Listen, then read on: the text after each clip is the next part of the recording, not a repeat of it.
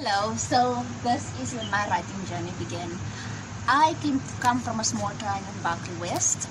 It features most of my stories, a little bit more about that later. But where I come from, I didn't know anything about being an author. I didn't even know author is a career you could consider. It was something you saw in series. It was very fictional in my mind, and it was not a career I could pursue. But I did know about the power of fiction.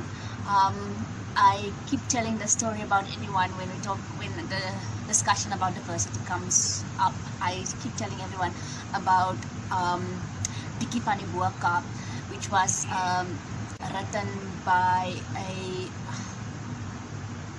Ketonian author, and she wrote this amazing story that everyone in my class could just relate to. I think it was the first time we saw language that reflected our use of language, especially our use of Afrikaans in a book. It was the first time we saw our characters, our community reflected in a book, and I saw everyone be invested in that book. So that was always in the back of my mind, and when I started writing, I fall into the trap I think a lot of young authors fall into, which is you try to copy what other people are doing out there.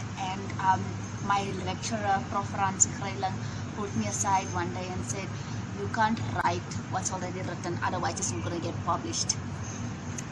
You have to write your story in your own language. And that was sort of the first nugget, I'm going to say, when I realized how important diversity is, and also how automatically when you don't see something, you try to make a copy of something that exists, but you can't copy experiences you do not have. You copy, it's almost like a slightly distorted version of something because you're faking it. So when I started reading other authors, American authors, international authors, and saw that there are actually a few of them, I believed I could do this.